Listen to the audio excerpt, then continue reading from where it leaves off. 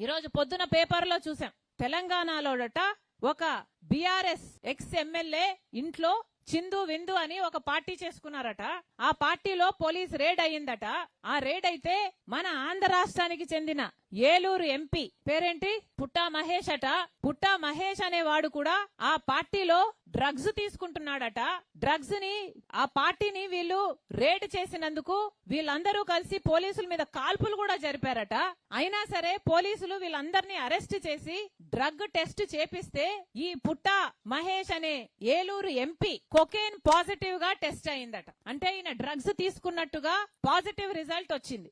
ఎంత అన్యాయం అంటే ఒక రాజ్యాంగబద్ధమైన ఒక ఎంపీ పోస్టులో ఉన్న ఒక ఎంపీ పార్లమెంట్ జరుగుతుండగా పక్క ఢిల్లీలో పార్లమెంట్ జరుగుతుంది. ఒక ఎంపీ డ్రగ్స్ తీసుకుంటూ పట్టుబడ్డాడు. ఇది ఎంత సిగ్గుచేటు. ఒక కాన్స్టిట్యూషనల్ పోస్ట్ లో ఉన్న వ్యక్తి ఎంత ఇర్రెస్పాన్సిబుల్ గా డ్రగ్స్ తీసుకుంటూ పట్టుబడితే ఏ యాక్షన్ ఉండొద్దా? సమాజానికి ఏం మెసేజ్ పంపిస్తున్నాం? మన బిడ్డలకి డ్రగ్స్ తీసుకోండి అని ఇంకా ఎంకరేజ్ చేసినట్టు కాదా? ఏ యాక్షన్ లేకపోతే అసలు ఏలూరు ప్రజలు ఓట్లేసి గెలిపించారే ఎంపీని, మరి వాళ్ళకి ఏం సమాధానం చెప్తాడు? ఆయన ముఖం ఎక్కడ పెట్టుకుంటాడు? ఆలోచన చేసుకోవాల్సిన అవసరం ఉంది. ఈ ఎంపీని వెంటనే ఎంపీ పదవి నుంచి డిస్క్వాలిఫై చేయాలని కాంగ్రెస్ పార్టీ గట్టిగా డిమాండ్ చేస్తుంది.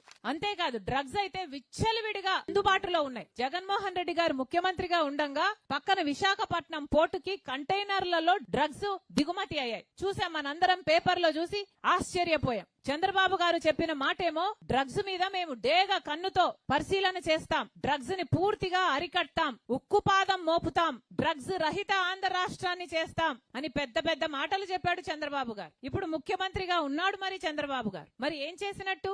ఆయన సొంత ఎంపీఏ డ్రగ్స్ తీసుకొని పట్టుబడితే మరి చంద్రబాబు గారు ఏం యాక్షన్ తీసుకుంటారో చూద్దాం. చంద్రబాబు గారు ఈ మనిషిని సస్పెండ్ చేయడమే కాదు, ఎంపీగా తీసేయడమే కాదు, అసలు పార్టీ సభ్యత్వం కూడా రద్దు చేయాలని కాంగ్రెస్ పార్టీ డిమాండ్ చేస్తుంది.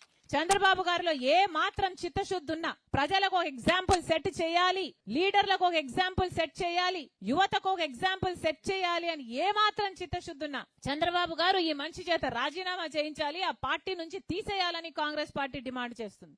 నాయకులు బాగుంటేనే ప్రజలు బాగుపడతారు. నాయకులు బాగలేకపోతే, వాళ్ళలో చిత్తశుద్ధి లేకపోతే ప్రజలు ఎప్పటికీ బాగుపడరు.